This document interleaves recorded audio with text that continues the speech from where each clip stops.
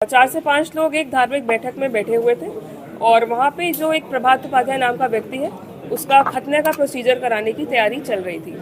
होने वाला था हिंदू लड़के का खतना और तभी पहुंच गई मां और साथ में आ गई पुलिस और फिर जो हुआ उसको सुनकर उड़ जाएंगे आपके होश। नमस्कार, मैं हूं शिव पांडे और आप देख रहे हैं अखंड भारत बुलेटिन। मामला है बरेली का, जहां का रहने वाला एक लड़का प्रभात उपाध्याय पीएचडी कर रहा था। पीएचडी करने के दौरान ही वो कुछ ऐसे लोग संपर्क में आया जिन्होंने बताया कि इस्लाम धर्म स्वीकार कर लो, इस्लाम धर्म बहुत अच्छा है और अगर इस्लाम धर्म स्वीकार करते हो तो हम तुम्हारी शादी इस लड़की से करवा देंगे।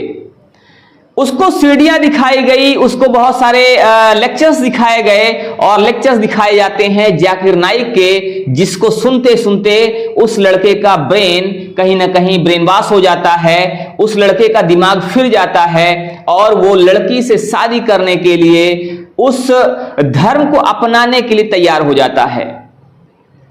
लड़का जाकर धर्म परिवर्तन करने ही वाला था और धर्म परिवर्तन करने के पहले खतना होने ही वाला था कि इस बात की खबर लड़के की मां को लग गई। लड़के की मां को जैसे खबर लगती है, लड़के की मां सूचना देती है पुलिस को और पुलिस लेकर पहुंच जाती है उस जगह पर जहां पर लड़के का खतना होने वाला था। जैसे ही पुलिस पहुंचती है, देखकर सबके होश उड़ जाते हैं। मामला जो कि खतना होने ही वाला था वहीं पर रुक जाता है और उसके बाद फिर शुरू हो जाती है पुलिस की कार्यवाही।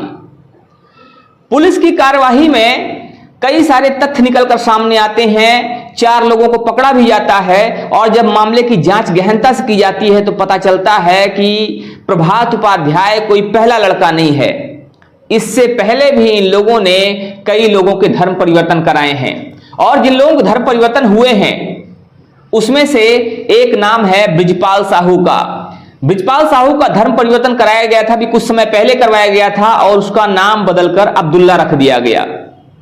वहीं पर बृजपाल साहू की बहन राजकुमारी जिसका नाम था, उसको जब धर्म परिवर्तन कराया गया तो उसका नाम आयशा रख दिया गया और वहीं पर पत्नी उषा रानी, उसका धर्म परिवर्तन कराकर उसका नाम अमीना रख दिया गया।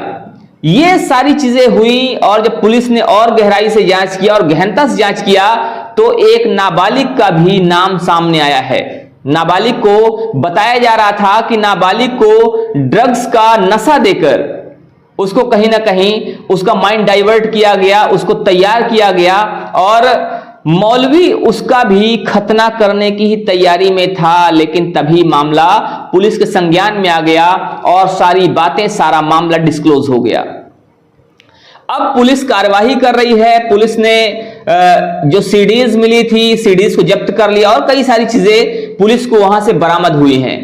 फिलहाल पुलिस को इसमें क्या क्या बरामद हुआ है, पुलिस को जांच में क्या क्या पता चला है, आइए आपको सुनाते हैं पुलिस की वो बातचीत या पुलिस का वो बयान जिसमें पुलिस ने सारे खुलासे किए हैं कि मामला आखिर था क्या, क्या क्या हुआ और कैसे हुआ और इसमें क्या क्या बरामद हुआ है और उन लोगों ने, जो पकड़े गए लोग हैं, उन्होंने इस मामले को लेकर क्या खुलासा किया है, क्या उन्होंने बताया है। आइए सुनिए पुलिस के द्वारा दिया गया ये विशेष बयान।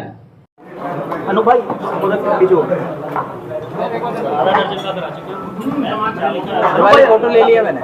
क्षेत्र में वादिनी अखिलेश कुमारी द्वारा यह सूचना दी गई कि उनके दृष्टिबाध्य पुत्र है प्रभात उपाध्याय, उनके संबंध में बताया गया कि 4 से 5 ऐसे व्यक्ति हैं जो लगातार मुख्य रूप से उन्हें शादी के लिए प्रलोभन दे रहे हैं और धर्म आंतरण करने के लिए उनको लगातार दबाव बना रहे हैं। इसी के क्रम में वादिनी की निशानदेही पर जो मदरसा है फैजनगर भूता स्थित, वहाँ गई पुलिस टीम और वहाँ पर कुछ इस प्रकार का दृश्य पाया।